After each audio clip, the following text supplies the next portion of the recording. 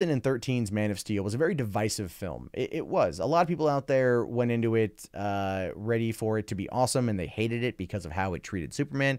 And you get people like me that don't really care for Superman and went into the movie expecting it to suck because every trailer I had seen had been terrible. And walked out going, this movie was awesome. And watching it several more times, going as far as to make it on my top 5 from 2013, and one I've recently rewatched and still to this day love it. Man of Steel was a movie that I feel deconstructed the character of Superman in a way that was needed and necessary for our modern times. Also, both of his dads were Robin Hood, so you can't really complain with that. Again, a lot of people out there didn't really care for it, and they liked the course correction for Superman in Justice League, which I like that too. I thought it was good to have him deal with something, deal with humanity, with how fragile our species is, and then by the time Superman gets out of death for Justice League, he's Boy Scout Superman, which was again really cool to see. I liked that arc. I just feel we would have gotten a more complete arc had Zack Snyder been allowed to complete his film as planned. But anyway, Henry Cavill really wants to do Man of Steel too, and he's talking about it like, hey, I can tell you what it would have kind of been about. But he does explain why Superman had to kill Zod, and I think that is something that people need to realize, that's been a point of contention now for 5 years, right? A lot of people argue, why did Superman have to kill Zod? Because he had to kill it because he needed to understand the fragility of life. All right, like he needed to do it. It was, I mean, like it's clear, it's a metaphor. Jesus Christ, it's a metaphor for Jesus. You know what I mean? Not that Jesus had to kill somebody, but like he could have iced some people. We have no idea. It could be like, oh, let me turn water into wine, but also throw in some arsenic, bitch, get poisoned. Who knows? Anyway, so it says here that that Henry Cavill, speaking to Square Mile, says that the killing of Zod would have led to a wonderful reason why Superman never kills. Not he never kills because his dad said so one day. He made the decision himself because of an impossible scenario, to which he then said, I don't care if it's impossible again. I'm going to find a way to make it possible in the impossible. And that is something that I do feel is worthwhile here. You've got Henry Cavill coming out as Superman saying he did it once because he didn't understand, again, the fragility of life, what needs to be savored about it. And I know, again, people are going to argue, but he's always been the Boy Scout. One of my favorite lines of Man of Steel is when they're talking about, it was him as a teenager talking to Pa Kent, and he says, like, should I have let them die?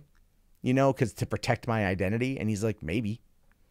Right. And I found that to be just a profound conversation between a father who cares about nothing other than protecting his son from what could happen. And giving him that hard advice of maybe you should have done this. Maybe that should have happened because you would then be protected. And that is something you're going to have to face. Again, that was a lesson for later on in life. That movie is jam-packed with those kind of metaphors and those kind of symbolic moments that I feel really, really, really made Man of Steel just this truly amazing flick overall. It gets a lot of excess flack that it doesn't need to get. And when it got to the Zod scene, and he was like, don't make me do this. And Zod wasn't going to stop. And I think in that moment, Clark, Kal-El, Superman, whatever, he realized that was going to be the reality. Like that if he didn't act and he found himself in this impossible situation, he chose that. And then when it was over, he realized his power. And I think at that point, this was he's like, I don't care if it's impossible again. I'm going to find a way to make it possible in the impossible. But you have to have that moment where you make that decision.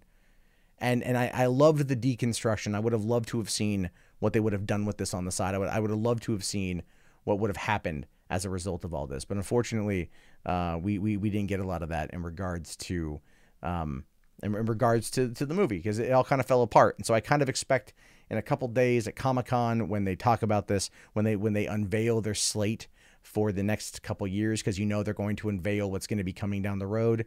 I don't think we're going to be seeing much of Superman. I don't think we're going to be seeing much in regards to Justice League. And I'm pretty sure they're going to find a way to maybe kind of go back to square one, which is unfortunate because here we are on a 5-year journey with this character, having gone through 3 films. His arc completed. The end was muddied, but he became what everybody wanted him to become in the end.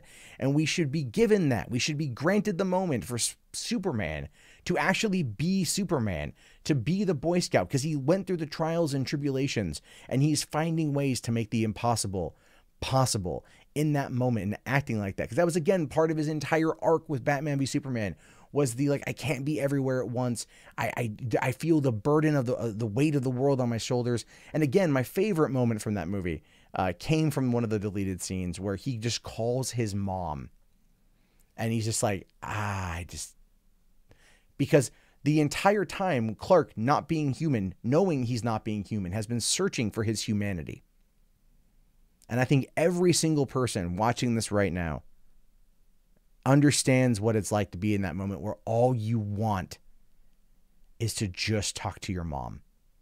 And I think that is what he was dealing with, the emotions he was dealing with, the complex situations he found himself in, and they were nailing it. They were really nailing it on the themes.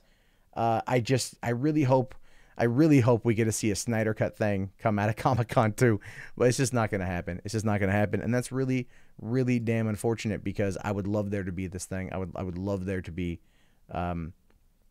this conclusion to the character. If we, whether or not we see it in that or we see it in Man of Steel 2. I hope they don't give up on Superman. I hope they don't give up on Batman. Cyborg, I think he's toast, but I hope they keep everyone else around. So there's that.